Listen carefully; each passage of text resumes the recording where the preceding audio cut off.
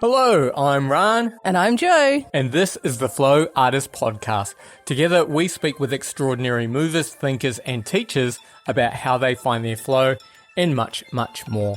But before we dive in, we want to take a moment to acknowledge and honour the traditional owners of the unceded land where this episode was recorded, the Wharenui people of the Kulin Nation. We pay our deepest respects to the elders both past and present and acknowledge the emerging leaders within their community. So this is just a quick episode to get up to speed on what's going on with us and our plans for 2024, and we'll also be sharing some bonus content from our Patreon, some wonderful insights on yoga and parenting with Claire Holloway. And you might remember we did an episode with Claire a few weeks ago and we asked her a special bonus question, and I think it was a really good question and answer, so we wanted to include that in its own little thing, which we will do at the end of this episode. Alrighty, so Jo, how's your year going so far? Oh, it's been really good so far, Rane. As you know, we recently got back from a trip to New Zealand together, and that was really beautiful. We missed a lot of Melbourne heat wave, which was nice, and we also got to check out Splore Festival, which was so fun. It was the most dress-up commitment that I've seen from any of the festivals that we've been to, and I loved that, especially the family dress-ups, because it was a pretty family-friendly festival, and there were lots of parents and kids all in their little matching outfits. It's on a really beautiful beach, so all the music stages were kind of pretty much on the shore, so you could swim in the sea and listen to the music, or sit on the hill and listen to some tunes and see the ocean. Yeah, so that was like a really fun and creative and inspiring start to the year, and super grateful to have had that opportunity to check it out. Definitely would love to go back sometime. It was also a really great chance to check out this artwork that I'd just seen online, but I was already really fascinated by. Do you want to introduce that?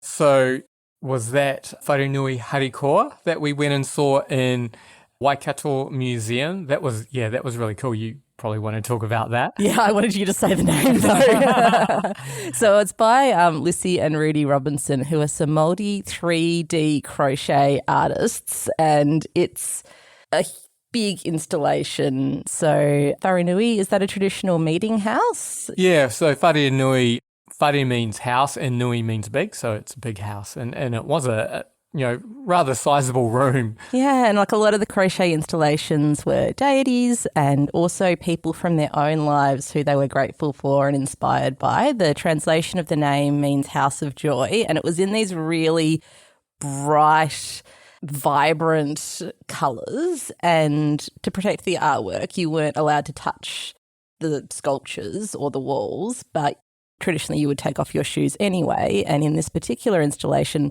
the floor was really soft as well, so you still had the tactile experience of being in this really like nurturing space created from love and reverence, and there was a soundtrack as well, so that was a really special thing to check out in person. Yeah, it was great, and I know you weren't supposed to touch anything, but I did see a guy sneakily hongy or press his nose against one of the pieces as well, so that was pretty funny. Yeah. I think everyone we saw in there seemed to have like a real connection. Like it was that type of artwork. Like you don't just stand back and look at it, like you really immerse yourself in it. So it was really special to be able to do that, because the photos themselves are amazing, but like having that full body sensory experience was something else. Absolutely. All right. So what else has been going on, Ryan? How's your app? So yeah, SoundMadeSeen has been going well. I launched on AppSumo near the end of January, and I've had a few sales from that, a fair few, and so that's progressing nicely. And the benefit of having customers is that they ask for different features and want different things, and also want things to work properly. So I've been fixing lots of bugs and implementing lots of new features, and I think it's at a pretty good stage at the moment. A lot of people are using it for their podcasts. I'm also finding a lot of church groups are using it, which is kind of interesting. So yeah, no, it's been a really interesting and fun experience so far. And yeah. So for people who maybe haven't seen the posts we've been sharing from the podcast that we've been using SoundMadeSeen to create, just a brief description of the inspiration for this app. Anyone who makes a podcast might have experienced the chore that is going through a really long episode, like maybe an hour or more of talking, to pull out a little chunk to do some social media sharing with. And then also the challenge of how do you make what is basically just audio into something that's fun to look at and dynamic and maybe kind of captures a bit of the energy of that speaker or of that text. So do you want to share some of the things that you can actually do with this app to help turn words into visuals? Yeah, absolutely. So yeah, it's got some AI happening behind the scenes. So firstly, you can upload your audio and then you can record it in the actual app. Then you can have it transcribed. So it can transcribe in up to 20 different languages at the moment, though more should be added soon. And then once you've got a transcription, you can actually analyze your text. And this is where I think it gets pretty cool. So it can give you a synopsis of the recording, whatever it might be. We use that for our podcast. And it can also work out which bits might be the best bits to share. And it will create clips for you from those bits. And also, as well as that, you can use it once it's analyzed your text to generate things like podcast show notes or blog posts or even newsletters, and it'll do nice summaries. And I've made it so you can change the tone of the text that it outputs. And some of these I've put a humorous tone in there, and some of those tests that we've done have come out maybe a bit more unintentionally humorous than we intended. We now have a new phrase in our in-joke vernacular, which is butter my backside and call me a biscuit. Yeah, that's the type of thing it can generate, so don't hold that against it. But I do find, I wouldn't use the text verbatim. It is a good starting point. But yeah, as well as this, it can generate videos, and you've got a little design editor where you can sort of change your design and put text and subtitles and waveform visualizers and progress bars and all that sort of fun stuff in, and output videos at the end. And yeah, so it's been going pretty well. I think it's pretty fun. I've been having a good time, and yeah, hopefully I can make a little bit more money doing it. Yeah, by having a good time. Ryan's been kind of working 7 days a week for quite a long stretch, getting it to the stage that it's at now. So it's really awesome to see what he's created and to see people using it in real life. And if you want to check it out for yourself, where could people find out more about SoundMadeSeen, Ryan? Yeah, so just go to soundmadeseen.com. So that's SoundMadeSeen.com. And you'll get everything you need to know there. And there's a little free trial that people can do, right? Absolutely. And it's also on AppSumo, so you can get a lifetime deal for that as well. But you're best off just going to the website and you can find the link there. Cool. So I know you've been pretty busy as well, Jo. How's your book coming along? Oh, pretty good, thanks, Ryan. I recently finished a little mountain of finally writing out all of my aerial yoga pose descriptions, which has been very much a chip away at it part of this project. I guess I could rewind a little bit and tell people what my book's about.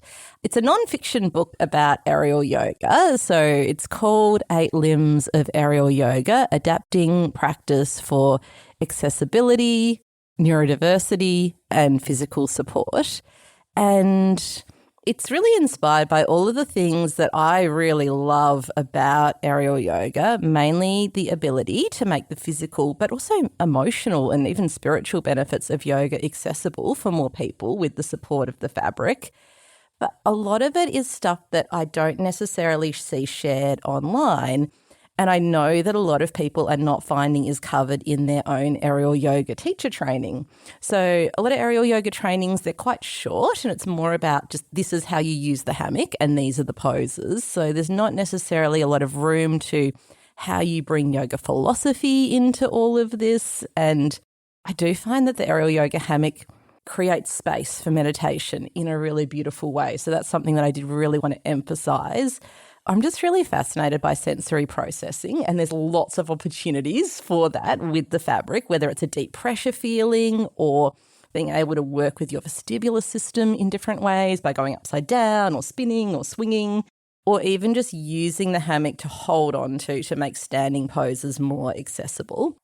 I'm also really inspired by a lot of different health and movement professionals who are maybe outside of yoga, like occupational therapists and physiotherapists, who are bringing the aerial hammock into their own professional practice. And I wanted to share that, but also provide a resource for those types of people who haven't done yoga training but are kind of sharing yoga practice to be a bit of a bridge. Like, not that this book is equivalent to doing a yoga teacher training, but I feel like it's a little bit more of a connection than just picking up a yoga philosophy book and diving into that, because it's that link between the physical practice that they're already doing and then the philosophical layers that sit beneath that. I'm also bringing in the way I teach, which is thinking about the benefits of the pose that I want to share and then how I can use the hammock in different ways to make that accessible for different people. So in the pose breakdown bit that I've just finished, it's like, say it's Adho Mukha Svanasana, downward facing dog pose. There's so many ways you can use the hammock to bring your body into a shape to get the benefits of that pose. So I'm kind of sharing it like that, where it's not like, oh, this is the beginner's level and this is the advanced level and this is what you can do if you don't do those poses. But it's like, here's all these different ways to get these benefits for different bodies and different needs. So I'm really excited to share that. It's a pretty big project, and I've realised two things about myself. Firstly, how long-winded I can be, because my outline was 55,000 words and I'm up to over 50,000. And I'd say I'm between 2/3 and 3/4 of the way through everything I was planning to write, and how hard I can procrastinate over doing something that I actually really want to do. Every playlist in my Spotify at the moment is a focus playlist, and I'm getting there, but oh man, it takes me so long to get in the zone sometimes. Nice. Well, you've still got the edit stage to get through, so. Oh my gosh, and from all the authors we've spoken to, everyone's like, I thought the writing was going to be the challenging bit, but then I got hit with the editing, so it's like, ugh. But I'm actually super grateful for Donna Noble for connecting me to her wonderful editor, because I really love her book, Teaching Body Positive Yoga. So I feel like I'm in safe hands, hopefully. But yeah, we'll see how hard I can procrastinate when it comes to the editing phase. Time will tell. Nice. And we have been blessed to talk to a lot of authors on this podcast. So yeah, no, it's one thing I always find is just great, essentially getting a free masterclass every time we do an interview. It's so good. I don't think I'd be writing this book without the podcast. Like, I think it really made me feel like it was possible for me. It made me feel inspired, and also it really helped me with connections to like take that next step from inspiration to action. Nice. So speaking of the podcast, we've got a little bit of an update. So you might have noticed we've been a little bit inconsistent with putting a little bit loosey-goosey. Yeah. And, there's been various reasons. We've been very busy doing our projects. It's been, holidays and all that type of thing. I think we got COVID just before Christmas. So a lot of things have happened. But what we intend to do is, from this episode, you might have noticed that it came out on the first Monday of the month. That will be our new schedule. So every month, first Monday, we'll try to get an episode out. Yeah, I think we consciously let go of a schedule for a while just because that's what felt sustainable for us to keep the podcast going at that time. And through that letting go of a schedule, we just kind of settled into this natural rhythm of like, oh yeah, I think maybe one episode a month is actually the right rhythm for us. So hopefully it will be that for you as well. And we already have some really exciting guests lined up for the new year, so look out for that. Hey, Jo here, just popping back in with a few more things I wanted to mention before we get to our question with Claire. If you'd like the chance to learn directly from some of the aerial yoga experts who I feature in my book, including my main teacher, Rane Stevens, there's a new round of aerial yoga training starting soon. This includes the 50-hour Aerial Essentials, 50-hour Advanced Aerial, and the 100-hour Aerial Yoga Therapeutics teacher training, or a 200-hour package that combines all of these courses. And you can learn entirely online, or there are in-person immersion options if you can get to the Gold Coast hinterland, which is gorgeous, here in Australia. This training is for yoga teachers, movement instructors, and health professionals who want to learn more about the therapeutic benefits of the aerial hammock and tap into the wealth of wisdom from the teaching team who are all using this wonderful prop in different ways in their professional practice. I'll definitely be sharing more about this as we're now ambassadors for this training, but I just wanted to give you a quick heads up because the first in-person immersion starts in June 2024. To find out more, you can head to aerialyogateachertraining.com/our-courses/ and use the code Garden of Yoga, which is all one word, at the payment phase to get free online mentoring session with one of the teaching team valued at $200. I'll be popping all these links in our show notes, which we'll now also be sharing via email to our mailing list. If you'd like a little reminder when each new episode drops, including the bonus episode that we might be sharing this month, and the chance to contribute questions for our more interactive episodes in the future, and just any other exciting news that we might have, you can sign up at podcast.flowartist.com. Just scroll down our website to find the link at the bottom. And I'll also be including this link in our show notes. Nice. Alrighty, so I guess from here we'll just lead on to our question from Claire. And I think it picks off with me actually asking her the question. So here you go. So Claire, what in your opinion is the single most important thing that parents or soon-to-be parents can take away from yogic philosophy? Wow, hitting me with a big one now. So, although the program I've written is from the Yoga Sutras, the one thing that I always come back to is from the Bhagavad Gita. And I think because it encompasses a number of the yama and niyama and other concepts into one, and that is the idea of, I won't be able to quote you immediately, sorry, I'm not great with remembering quotes, but it's an underlying theme in the Bhagavad Gita of letting go of the expectations of the fruits of our actions, but still acting. And that is the whole journey of parenthood, I think. The transition, the matrescence journey throws everything out the window. It throws your identity out the window. So your satcha changed, is gone. Like, who am I? What is my truth now? It throws you into this world of parent guilt where you keep second guessing yourself because there's no guidebook. And the only way to navigate parenting is learning on the job. Mm-hmm. And every child is different. So even if you have one child and you think you've got it sussed and you have another one, then I can speak from my youngest tornado child, you get thrown for six. So it really supports me, and it really keeps me sane to remember that I should keep acting and I should keep trying. For me, that acting and the trying kind of links together, and that if I watch what happened after my action and I see it wasn't an ideal outcome, that I am allowed to let go of that and try again the next time. But also that I can learn from that. And that's when I can put in all those other tools of yoga. We were talking earlier about Pratipaksha Bhavana, and it's where you can go, oh, okay, that's one of my samskaras, or that's one of my patterns that I'd like to change. And then you come back to the action. So, yeah, I think that for me would be the number one. Beautiful. That sounds like such great life advice, even if you're not a parent as well. Let go of the perfectionism and focus on the action. And if it goes wrong, learn from it. Yeah, and it doesn't have to be too much more complex than that, really, does it? I'm very good at making it more complex than they have to be, but to go back to another one of the niyama, it can be a part of saucha.